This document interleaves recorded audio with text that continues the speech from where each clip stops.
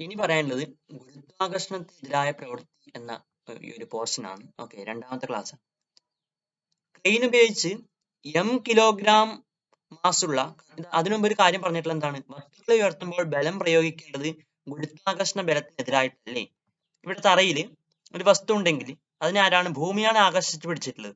അപ്പൊ ഇതിന് മുകളിലേക്ക് ഉയർത്തണമെങ്കിൽ താഴോട്ട് ആകർഷിക്കുന്ന ഗുരുത്വാകർഷണ ബലത്തിനെതിരായിട്ടാണല്ലോ നമ്മൾ പ്രവർത്തിക്കേണ്ടത്. അതാണ് പറഞ്ഞിട്ടുള്ളത്. അപ്പൊ ഗുരുത്വാകർഷണത്തിനെതിരായ പ്രവൃത്തി. ക്രെയിൻ ഉപയോഗിച്ച് കിലോഗ്രാം മാസുള്ള, എന്താണ് കിലോഗ്രാം, എന്ന് വെച്ചാൽ എത്ര വേണമെങ്കിലും ആവാം അല്ലെ, 5 കിലോഗ്രാം ആവാം, 6000 കിലോഗ്രാം ആവാം, അങ്ങനെ എന്ത് വേണമെങ്കിലും ആവാം. അപ്പൊ ഒരു എം എന്ന് നമ്മൾ എടുത്തു. കിലോഗ്രാം മാസുള്ള കണ്ടെയ്നർ എത്ര, 8 മീറ്റർ ഉയരത്തിലേക്കാണ് നമ്മൾ ഉയർത്തുന്നത്. ഓക്കെ, 8 മീറ്റർ ഉയരത്തിലേക്കാണ് ഉയർത്തുന്നത്.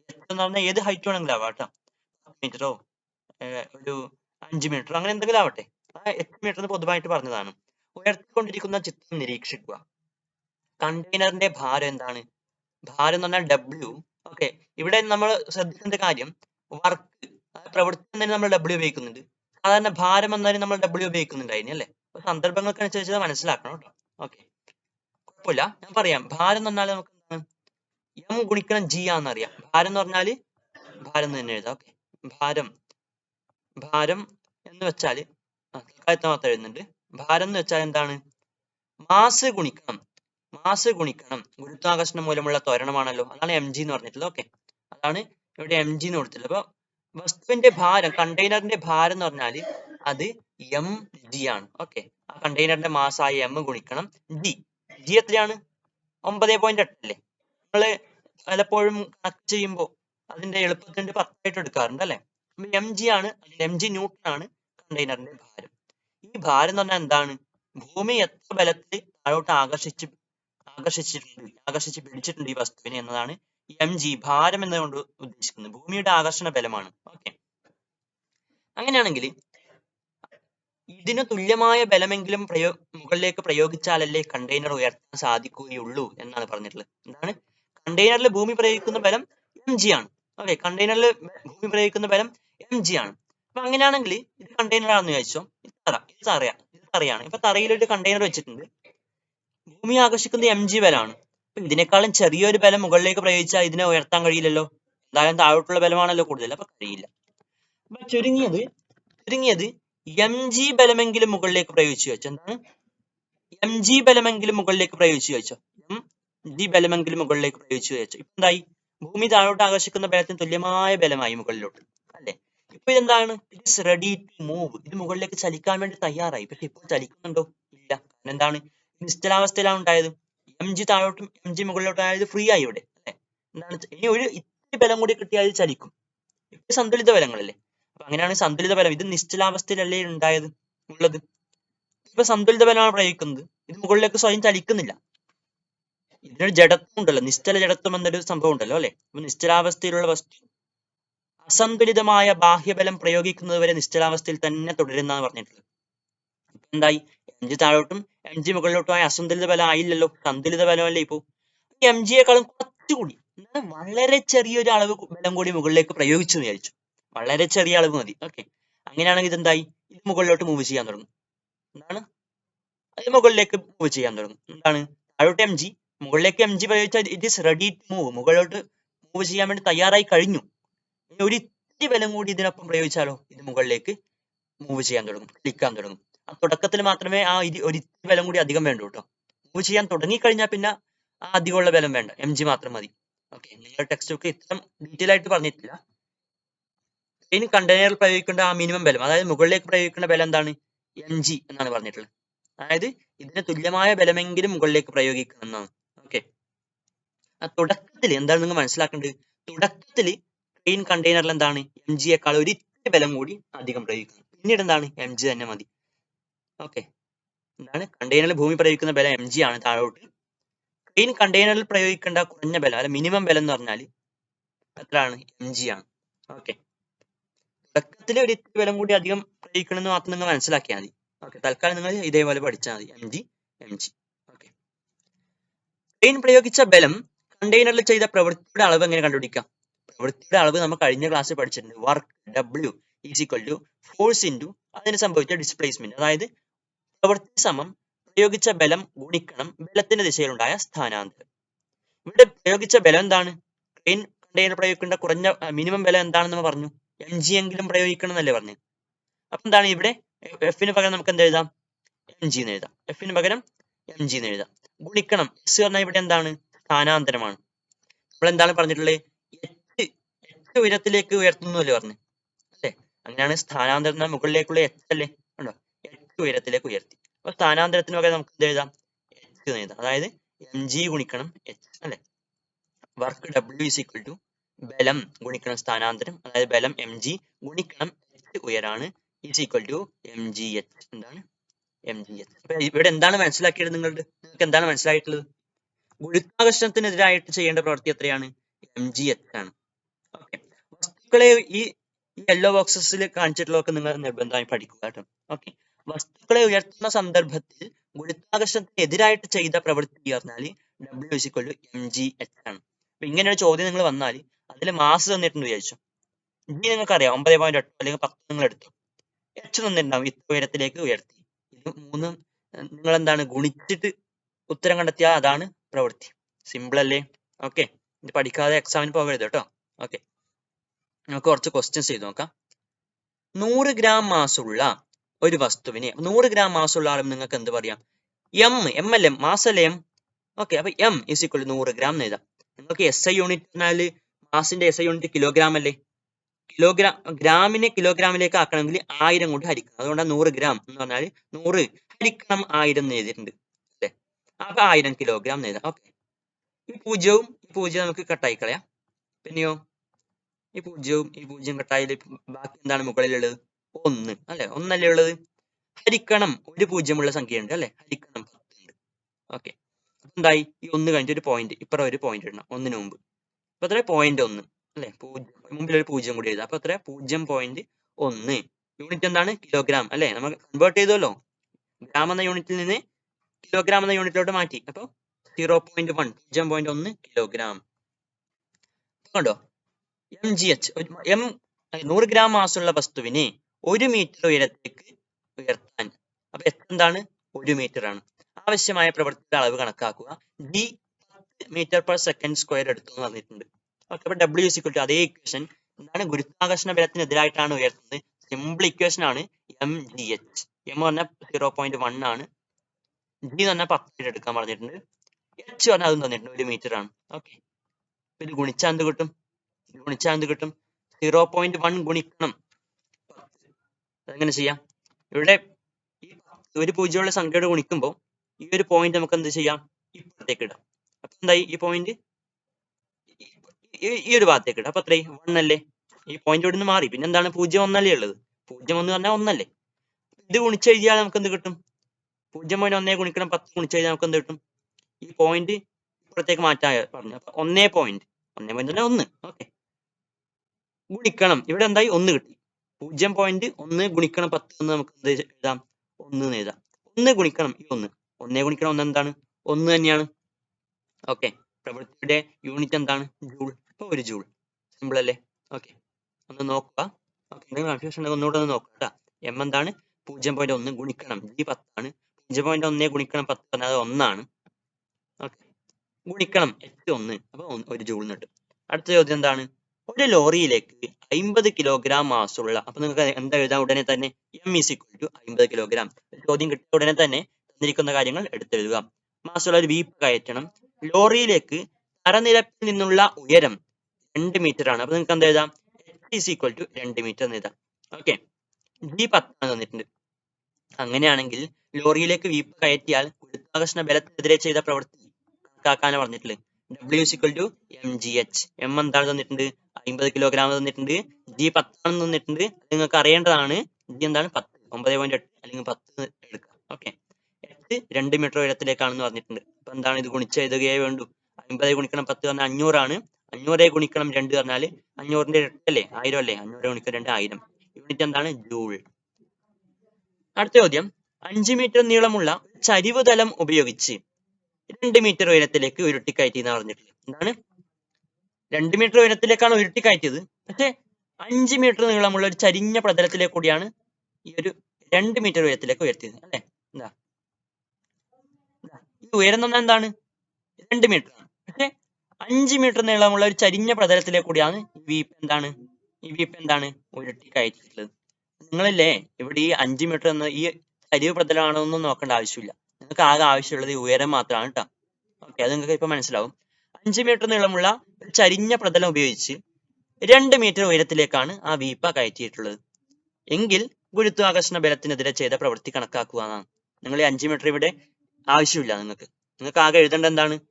W = M, മാസ് എത്രയാണ്? 50 കിലോഗ്രാം തന്നിട്ടുണ്ടല്ലോ, ഗുണിക്കണം G എത്ര? 10, ഗുണിക്കണം എന്താണ്? 2 മീറ്റർ. ഇത് മാത്രം നിങ്ങൾ നോക്കിയാൽ മതി. ചരിഞ്ഞ പ്രതലാണോ അല്ലെങ്കിൽ നേരെ കുത്തനെ കയറ്റിയതാണോ നിങ്ങൾക്ക് പ്രശ്നമാക്കേണ്ട ആവശ്യമില്ല. ഓക്കെ, നേരത്തെ ചെയ്ത അതേ ഉത്തരാണ്. എന്താണ്? 1000 ജൂൾ.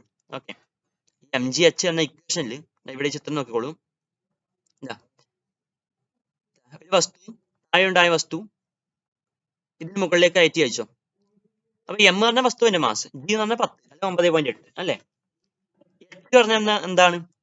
ഇതല്ല, നേരെ കുത്തനെയുള്ള ഉയരാണ്. ഇവിടെ നമ്മൾ കുറെ ഡോട്ടഡ് ലൈൻസ് ഇങ്ങോട്ട് വരച്ചിട്ടുണ്ടെങ്കിൽ ഇവിടെ നേരെ കുത്തനെ എത്രയാണ് ഉയരം എന്നതാണ് H എന്നുകൊണ്ട് ഉദ്ദേശിക്കുന്നത്. അപ്പൊ അങ്ങനെയാണെങ്കിൽ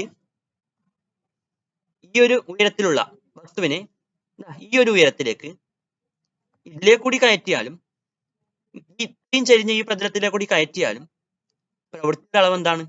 MgH തന്നെയാണ്. അപ്പൊ M വസ്തുവിന്റെ മാസ്. ഓക്കെ, നിങ്ങൾ ഒന്നും ശ്രദ്ധിക്കേണ്ട ആവശ്യമില്ല. എന്താണ്? ഇത്രയും ചെരിഞ്ഞ പ്രതലത്തിലെ കൂടിയാണോ അല്ലെ കുത്തനെയുള്ള പ്രതലത്തിലെ കൂടിയാണോ കയറ്റിയൊന്നും നോക്കേണ്ട ആവശ്യമില്ല. നിങ്ങൾക്ക് ആകെ അറിയേണ്ടത് ഈ ഉയരം എത്രയാണെന്നാണ്. പിന്നെ വസ്തുവിന്റെ മാസും G അറിയണം. ഓക്കെ, മൂന്നാമത്തേത്, ഗുരുത്വാകർഷണ ബലത്തിനെതിരെ വീപ്പയിൽ ചെയ്ത പ്രവൃത്തി സഞ്ചാരപാതയെ ആശ്രയിക്കുന്നുണ്ടോ? എന്താണ്? ഇല്ല, സഞ്ചാരപാതയെ ആശ്രയിക്കുന്നില്ല. ആകെ ആ ഉയരം അറിഞ്ഞാൽ മതി MgH. ഓക്കെ, അതാണ് നമ്മൾ പറഞ്ഞ ഉയരം അറിഞ്ഞാൽ മതി. ഇനി നെഗറ്റീവ് പ്രവൃത്തി പറഞ്ഞാൽ എന്താണെന്ന് നോക്കാം. ഒരു കുട്ടി മേശയിൽ വച്ചിരിക്കുന്ന പെട്ടി വലിച്ചു നീക്കുന്ന ചിത്രമാണ് കൊടുത്തിട്ടുള്ളത്. എന്താണ്? ഈ കുട്ടി മേശയെ ഈ ഒരു ദിശയിൽ വലിക്കുകയാണ് ചെയ്യുന്നത്, തള്ളുകയല്ല, വലിക്കുകയാണ് ചെയ്യുന്നത്. ഇവിടെ ഈ ഒരു പട്ടിക പൂർത്തിയാക്കാനാണ് പറഞ്ഞിട്ടുള്ളത്. ഓക്കെ, കുട്ടി പ്രയോഗിക്കുന്ന ബലം എന്ന് പറഞ്ഞാല്, ദിശ പറഞ്ഞാല് ഇവിടെ നിന്ന് ഇങ്ങോട്ടല്ലേ. അതായത് ഈ P എന്ന പോയിന്റിൽ നിന്ന് D എന്ന പോയിന്റിലോട്ട് ഒരു ബലം വരച്ചിട്ടുണ്ടോ? അപ്പൊ അതല്ലേ ഈ കുട്ടി പ്രയോഗിക്കുന്ന ബലം. എന്താണ്? P to D ആണ് കുട്ടി പ്രയോഗിക്കുന്ന ബലത്തിന്റെ ദിശ അല്ലെ. ഇതാണ് D, ഇതാണ്.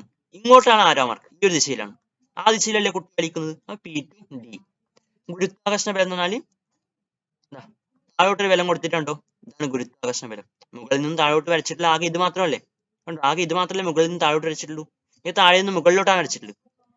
ഗുരുത്വാകർഷണ ബലം താഴേക്കല്ലേ.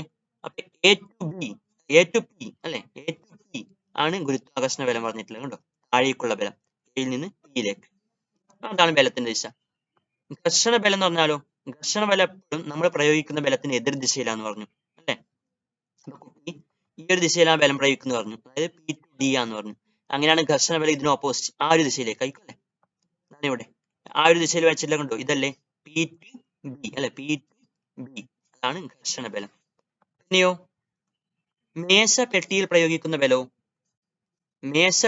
പെട്ടിയിൽ പ്രയോഗിക്കുന്ന ബലം മുകളിലേക്കാണ് അല്ലെ. മേശയുടെ ഭാരം താഴേക്ക്, അങ്ങനെയാണ് മേശ ഇതിന് മുകളിലേക്കാണ് ബലം പ്രയോഗിച്ചിട്ടുള്ളത്. അതേതാണ്? മുകളിലേക്ക് കൊടുത്തിട്ടുള്ളത് C to P അല്ലെ, ഈ ഒരു ബലമാണ് C to P. ഓക്കെ, പട്ടിക പൂർത്തിയാക്കാൻ പഠിച്ചുവല്ലോ. ഇനി പെട്ടിയുടെ ചലന ദിശ ഏതെന്നാണ് ചോദിച്ചിട്ടുള്ളത്. പെട്ടി ഈ ഒരു ദിശയിലാണ് ചലിക്കുന്നത് അല്ലെ, ഈ ഒരു ദിശയിലാണ് വലിക്കുന്നത്. അതേതാണ്? P to D അല്ലെ. P to D ആണ് പെട്ടിയുടെ ചലന ദിശ. ഓക്കെ, ഏത് ബലത്തിന്റെ ദിശയിലാണ് പെട്ടിക്ക് സ്ഥാനാന്തരം ഉണ്ടായിട്ടുള്ളത്? ഏത് ബലത്തിന്റെ ദിശയിൽ? ആ കുട്ടി പ്രയോഗിക്കുന്ന ബലത്തിന്റെ ദിശയിലല്ലേ സ്ഥാനാന്തരം ഉണ്ടായിട്ടുള്ളത്. അപ്പൊ എന്താണ്? കുട്ടി പ്രയോഗിക്കുന്ന ബലത്തിന്റെ ദിശയിലാണ് അതിന് സ്ഥാനാന്തരം ഉണ്ടായിട്ടുള്ളത്. ഇനിയോ ഏത് ബലത്തിന്റെ എതിർദിശയിലാണ് പെട്ടിക്ക് സ്ഥാനാന്തരം ഉണ്ടായത്? അതായത് ഇവിടെ സ്ഥാനാന്തരം ഉണ്ടായത് P to D ആണ് അല്ലെ, P to D ആണ്. ഇതിനെതിരെയുള്ള ബലം ഏതാണ്? ഘർഷണ ബലം അല്ലേ, P to B. ആ ഒരു ദിശയിൽ നമ്മളിപ്പോ പറഞ്ഞ കാര്യമാണ്. കുറച്ച് ബാക്ക് എടുത്ത് ഒന്നുകൂടി കേട്ട് നോക്കുക. അങ്ങനെയാണെങ്കിൽ ഈ സ്ഥാനാന്തരം ഈ ഒരു ദിശയിലാണ്, സ്ഥാനാന്തരം ഈ ഒരു ദിശയിലാണ്. ഇതിനെതിരെ പ്രയോഗിച്ചിരുന്ന ബലം ഏതാണ്? ഘർഷണ ബലമാണെന്ന് പറഞ്ഞിട്ടുണ്ട്. അങ്ങനെയാണ് ഘർഷണ ബലത്തിനെതിരെ അല്ലേ ഇവിടെ സ്ഥാനാന്തരം ഉണ്ടായത്. അപ്പൊ അതാണ് പറഞ്ഞിട്ടുള്ളത് ഏത് ബലത്തിന്റെ എതിർ ദിശയിലാണ് പെട്ടിക്ക് സ്ഥാനാന്തരം ഉണ്ടായത്, അതേതാണ്? ഘർഷണ ബലം. ഓക്കെ, ഇനി ഗുരുത്വാകർഷണ ബലം ആ പെട്ടിയിൽ താഴേക്കാണ് ഉണ്ടായത്, താഴേക്കുള്ള ദിശയിലാണ് ഉണ്ടായത്. മേശ പ്രയോഗിച്ച ബലം മുകളിലേക്കാണ് ഉണ്ടായത്. നമ്മൾ ആ ചിത്രം കണ്ടിട്ടുണ്ട് അല്ലെ? അങ്ങനെയാണെങ്കിൽ ഈ പെട്ടി മുകളിലേക്കോ താഴേക്കോ പോകുന്നുണ്ടായിരുന്നില്ലല്ലോ. അങ്ങനെയാണെങ്കിൽ ചോദിച്ചിട്ടുള്ളത് ഗുരുത്വാകർഷണ ബലവും താഴേക്കുള്ള ഗുരുത്വാകർഷണ ബലവും മുകളിലേക്ക് മേശ പ്രയോഗിക്കുന്ന ബലവും പെട്ടിക്ക് സ്ഥാനാന്തരം ഉണ്ടാക്കാത്തത് എന്തുകൊണ്ടായിരിക്കും? അവ സന്തുലിത ബലങ്ങൾ ആയതിനാൽ അല്ലെ? ഇവ പരസ്പരം ക്യാൻസൽ ചെയ്യപ്പെടും അല്ലെ? താഴേക്കും മുകളിലേക്കും ഒരേ ബലമാണ് പ്രയോഗിച്ചത്. അപ്പൊ ഇവ എന്തായി? പരസ്പരം ക്യാൻസൽ ചെയ്യപ്പെട്ടു. അപ്പൊ സന്തുലിത ബലങ്ങൾ ആയതിനാൽ എന്ന് പറയാം. കുട്ടി പ്രയോഗിച്ച ബലത്തിന്റെ ദിശയിൽ പെട്ടിക്ക് സ്ഥാനാന്തരം ഉണ്ടായതിനാൽ ഈ ബലം പെട്ടിയിൽ പ്രവൃത്തി ചെയ്തതായി കണക്കാക്കാം. എന്താണ്? കുട്ടി പ്രയോഗിക്കുന്ന ബലത്തിലാണ് സ്ഥാനാന്തരം ഉണ്ടായത്. പ്രയോഗിക്കുന്ന ബലത്തിന്റെ ദിശയിലാണ് സ്ഥാനാന്തരം ഉണ്ടായത്. ഇവിടെ ആ ബലം പ്രവൃത്തി ചെയ്തതായി കണക്കാക്കാം. ഇത്തരം പ്രവൃത്തിയാണ് പോസിറ്റീവ് പ്രവൃത്തി. ഇനി ഘർഷണ ബലത്തിന്റെ കാര്യത്തിലോ? ഘർഷണ ബലത്തിന്റെ എതിർ ദിശയിലാണ് പെട്ടിക്ക് സ്ഥാനാന്തരം ഉണ്ടായത് പറഞ്ഞു അല്ലെ? ഇവിടെ പറഞ്ഞിട്ടുണ്ട് അല്ലെ? ഓക്കെ. അങ്ങനെയാണെങ്കിൽ ഇവിടെ ഘർഷണ ബലം പെട്ടിയിൽ നെഗറ്റീവ് പ്രവൃത്തിയാണ് ചെയ്തതെന്ന് പറയാം. ഇവിടെ യെല്ലോ ബോക്സിൽ അതൊന്നും കൂടി പറഞ്ഞിട്ടുണ്ട് വിശദമായിട്ട്. എന്താണ്? ഒരു വസ്തുവിൽ ബലം പ്രയോഗിച്ചത് മൂലം വസ്തുവിന് ബലത്തിന്റെ ദിശയിൽ തന്നെ സ്ഥാനാന്തരം ഉണ്ടായെങ്കിൽ ആ ബലം വസ്തുവിൽ ചെയ്ത പ്രവൃത്തി പോസിറ്റീവ് ആണെന്ന് പറയാം അല്ലെ? ബലം ഈ ഒരു ദിശയിലാണ്, വസ്തുവിന് സ്ഥാനാന്തരം ഉണ്ടായതും ഇതേ ദിശയിലാണെങ്കിൽ ആ ബലം പോസിറ്റീവ് പ്രവൃത്തി ചെയ്തു എന്ന് പറയാം. ഇനി ഒരു വസ്തുവിൽ ബലം പ്രയോഗിക്കുമ്പോൾ വസ്തുവിന് ബലത്തിന്റെ എതിർ ദിശയിലാണ് സ്ഥാനാന്തരം ഉണ്ടായതെങ്കിൽ ഈ ബലം വസ്തുവിൽ ചെയ്ത പ്രവൃത്തി നെഗറ്റീവ് ആണെന്ന് പറയാം. ഓക്കെ. അപ്പോ ഒരു ബലം ഈ ഒരു ദിശയിൽ പ്രയോഗിക്കപ്പെടുന്നുണ്ട് വിചാരിച്ചോ, എന്നാൽ വസ്തു നീങ്ങിയത് ഇതിന് നേരെ എതിർ ദിശയിലാണെന്ന് വിചാരിച്ചോ. അങ്ങനെയാണെങ്കിൽ ഈ ബലം ചെയ്ത പ്രവൃത്തി നെഗറ്റീവ് പ്രവൃത്തിയാണെന്ന് പറയാം. ഓക്കെ. താഴെ കൊടുത്ത ഓരോ അവസരത്തിലും പ്രവൃത്തി പോസിറ്റീവ് ആണോ നെഗറ്റീവ് ആണോ എന്ന് എഴുതാൻ പറഞ്ഞിട്ട്, കല്ല് മുകളിലേക്ക് എറിയുമ്പോൾ ഭൂഗുരുത്വാകർഷണ ബലം കല്ലിൽ ചെയ്യുന്ന പ്രവൃത്തി. കല്ലെറിയുന്നത് മുകളിലേക്കാണ് അല്ലെ? അപ്പൊ കല്ലിന് സ്ഥാനാന്തരം ഉണ്ടാകുന്നത് മുകളിലേക്കാണ്. ഗുരുത്വാകർഷണ ബലം എപ്പോഴും താഴേക്കല്ലേ? ഓക്കെ. അങ്ങനെയാണെങ്കിൽ താഴേക്ക് പ്രയോഗിച്ച ഗുരുത്വാകർഷണ ബലത്തിന് എതിരായിട്ടല്ലേ കല്ല് ചലിക്കുന്നത്? അങ്ങനെയാണെങ്കിൽ ഇത്ര അവസരത്തിൽ ആ പ്രവൃത്തി നെഗറ്റീവ് ആണ്. കല്ല് മുകളിലേക്ക് എറിയുമ്പോൾ നാം ചെയ്ത പ്രവൃത്തിയോ? കല്ല് മുകളിലേക്കാണ് എറിയുന്നത്. നമ്മൾ പ്രയോഗിച്ച ബലം മുകളിലേക്ക് തന്നെയല്ലേ? നമ്മൾ മുകളിലേക്ക് തന്നെയല്ലേ ബലം പ്രയോഗിച്ച് കല്ലിനെ എറിയുന്നത്.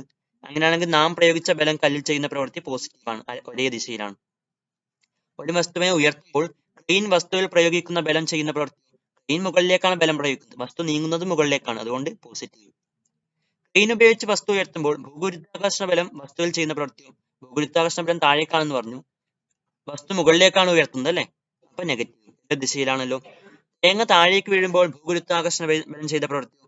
തേങ്ങ വീഴുന്ന താഴേക്കാണ്, ആ തേങ്ങയിൽ ഭൂഗുരുത്വാകർഷണ ബലമുള്ളതും താഴേക്കാണ്. അങ്ങനെയാണെങ്കിൽ അത് പോസിറ്റീവ് പ്രവൃത്തി. സൂപ്പർ മാർക്കറ്റിൽ നിന്ന് സാധനങ്ങൾ വാങ്ങുന്ന ഒരാൾ 16 മീറ്റർ ദൂരം, സ്ഥാനാന്തരം 16 മീറ്റർ ഓക്കെ, ദൂരം ട്രോളി തള്ളി നീക്കുന്നതിനായി 95 ന്യൂട്ടൺ ബലം പ്രയോഗിച്ചു. ഇവിടെ ചെയ്ത പ്രവൃത്തി എന്താണ്? Work W is equal to ബലം ഗുണിക്കണം ബലത്തിന്റെ ദിശയിലുണ്ടായ സ്ഥാനാന്തരം. ബലം എത്ര? 95 ന്യൂട്ടൺ ഗുണിക്കണം സ്ഥാനാന്തരം 16 മീറ്റർ ആണ് തന്നിട്ടുണ്ട്. ജസ്റ്റ് ഗുണിച്ചെഴുതണം. 95 ഗുണിക്കണം 16 ചെയ്യണം. ഓക്കെ. 95 ഗുണിക്കണം 16 ഇങ്ങനെ ചെയ്യാം. 5 ഗുണിക്കണം 6 എത്ര? 30. പിന്നെ ഒരു 3 ഉണ്ട് അല്ലെ? അപ്പൊ 9 ഗുണിക്കണം 6 എത്രയാണ്? 54. പിന്നെ ഒരു 3 ഉണ്ട്. ഈ 3 കൂട്ടണ്ടേ ഇതിനെ വെച്ച്? 9 ഗുണിക്കണം 6 54. കൂട്ടണം, ഈ 3 ചെയ്താൽ 57 കിട്ടും. നിങ്ങൾക്ക് ഈ 9ന്റെ ഗുണന പട്ടിക പഠിക്കാനുള്ള ഒരു എളുപ്പ വഴിയുണ്ട്, ഞാൻ അത് പറഞ്ഞുതരാം. കണ്ടോ? 9ന്റെ ഗുണന പട്ടിക പഠിക്കാനുള്ള ഒരു എളുപ്പ വഴിയാണ് പറയുന്നത്. ഇങ്ങനെ കൈകൾ പിടിച്ചാൽ 1 ഗുണിക്കണം 9 എങ്ങനെ ചെയ്യാന്ന് വിചാരിക്കാം. ഓക്കെ. അപ്പൊ നമ്മൾ ഒന്നാമത്തെ വിരൽ മടക്കി അയച്ചു. ഒന്നാമത്തെ വിരൽ നമ്മൾ മടക്കി അയച്ചു. അങ്ങനെയാണെങ്കിൽ ഇടതുവശത്ത് എത്ര വിരലുകളുണ്ട്? 0 അല്ലെ? ഇടതുവശത്ത് വിരലുകളുള്ള 0. ഈ വിരലിന്റെ മടക്കി വിരലിന്റെ വലതുവശത്ത് എത്ര വിരലുകളുണ്ട്? 1 2 3 4 5 6 7 8 9 ഉണ്ട് അല്ലെ? അങ്ങനെയാണെങ്കിൽ 1 ഗുണിക്കണം 9 പറഞ്ഞാൽ എത്ര? 0 9, അതായത് 9 അറിയാം. ഇനി 2 ഗുണിക്കണം 9 പറയുമ്പോൾ നിങ്ങൾ എന്താണ്? ഈ രണ്ടാമത്തെ വിരൽ മടക്കണം. എന്താണ്? ഈ രണ്ടാമത്തെ വിരൽ നിങ്ങൾ മടക്കണം. അങ്ങനെയാണെങ്കിൽ ഇടതുവശത്ത് എത്ര വിരലുകളുണ്ട്? 1. വലതുവശത്തോ? 1 2 3 4 5 6 7 8 അല്ലെ? 8. വലതുവശത്ത് 8 വിരലുകളുണ്ട്. വലതുവശത്ത് 8 വിരലുകളുണ്ട്. ഓക്കെ. അങ്ങനെ രണ്ടാമത്തെ വിരലാണ് നമ്മൾ മടക്കിയത്. അങ്ങനെയാണെങ്കിൽ ഇടതുവശത്ത് ഒരു വിരല്, വലതുവശത്ത് 8 വിരല്. അപ്പൊ 2 ഗുണിക്കണം 9 എന്നത് എന്താ പറയാം? 18 അറിയാം. അങ്ങനെയാണെങ്കിൽ ഇതേ ടെക്നിക്ക് ഉപയോഗിച്ച് നിങ്ങൾക്ക് 6 ഗുണിക്കണം 9 അറിയണമെന്ന് ചോദിച്ചു. അങ്ങനെയാണെങ്കിൽ ആറാമത്തെ വിരൽ ഇതാണല്ലോ. ഈ വിരൽ മടക്കിയാൽ ഇടതുവശത്ത് എത്ര വിരലുകളുണ്ട്? 5 വിരലുകളുണ്ട് അല്ലെ? ഈ വിരലിന്റെ വലതുവശത്ത് എത്ര വിരലുകളുണ്ട്? 4 വിരലുകളുണ്ട്. അങ്ങനെയാണെങ്കിൽ ആറാമത്തെ വിരല മടക്കിയത്. അപ്പൊ 9ന്റെ ഗുണനപ്പട്ടിക എന്ന് പറയുന്നത്. അപ്പൊ അങ്ങനെയാണ് 6 ഗുണിക്കണം 9 പറഞ്ഞാൽ അങ്ങനെ എഴുതാം. 6 ഗുണിക്കണം 9 സമം ഇടതുവശത്ത് എത്ര വിരലുണ്ട് നോക്കാം. എത്രയാണ് ഇടതുവശത്തുള്ള വിരൽ? 5 ആണ്. വലതുവശത്ത് 4 വിരലുകൾ 4 വിരലുകൾ 54. 6 ഗുണിക്കണം 9 പറഞ്ഞാൽ 54. ഓക്കെ, ഈ ടെക്നിക്ക് പിടികിട്ടിയിട്ടുണ്ടാകുന്നു, മനസ്സിലായി. ഓക്കെ, മനസ്സിലാവുന്നു. ഓക്കെ, ഒന്നും കൂടെ കണ്ടു നോക്കുക, എളുപ്പമാണ്.